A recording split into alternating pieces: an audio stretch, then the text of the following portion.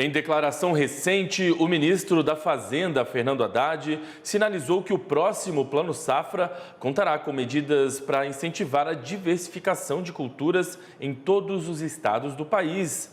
Esse é o assunto da minha conversa de hoje com o consultor de agronegócio e colunista do canal AgroMais, Celso Ricardo.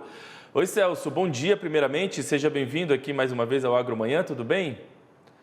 Bom dia, Felipe. Prazer estar aqui contigo de novo.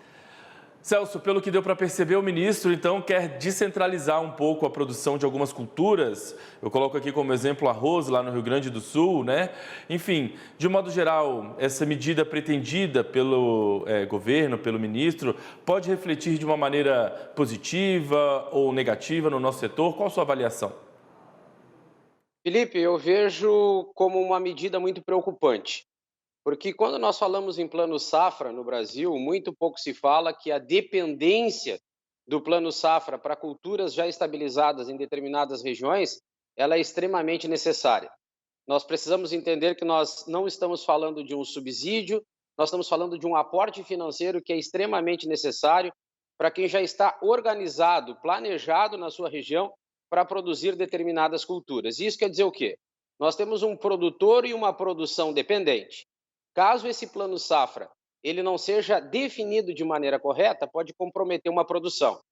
E nós estamos falando de um país de dimensões continentais. O clima já não é mais definido como era antes. Hoje nós já temos mudanças climáticas que podem variar muito rapidamente. Então, estudar, planejar, conhecer é o primeiro passo para que depois nós possamos definir de maneira correta a diversificação da produção de alimentos no Brasil. Acho muito equivocado, acho algo muito ainda do ponto de vista emocional do que propriamente a gente usando a razão, né, para poder diversificar e garantir uma produção. O clima está variado e o plano safra ele precisa ser muito bem estudado e definido para que nós possamos usá-lo de maneira correta e tornar esse produtor, além de produtivo, né, independente, que aí sim a diversificação ela pode acontecer de uma maneira melhor. Bom, o ministro também falou nessa entrevista, né, que ele concedeu, sobre o cenário desafiador da armazenagem no Brasil. Ele disse ali que nos últimos anos, principalmente no governo anterior, ele disse que não houve investimento em armazenagem, enfim. De qualquer maneira, é preciso de fato que o Plano Safra traga recursos mais significativos, né, para esse segmento aí, para a questão da armazenagem, porque é um gargalo que a gente não consegue nem chegar perto de superar nesses últimos anos. Com certeza, é que nós nos colocamos, e eu digo nós todos que trabalhamos junto ao agro, nós nos colocamos num certo nível, considerando os países produtores de alimentos, né, nós nos colocamos num nível acima, nos preocupando apenas com o volume de produção. Porque a grande preocupação do Brasil é falar em representatividade do PIB. É importante, sim, mas forçar uma produção a qualquer custo, e eu acompanhei na safra passada, andando por São Paulo, Mato Grosso, o quanto que nós perdemos de grãos por não ter a capacidade estática necessária para armazenamento. E pior do que não ter a capacidade, é nós termos que negociar uma produção a qualquer custo, nós perdemos o poder de negociação e aí os resultados, mesmo sendo commodities que o mercado define preço, nós acabamos ficando refém do mercado e perdemos ainda mais dinheiro.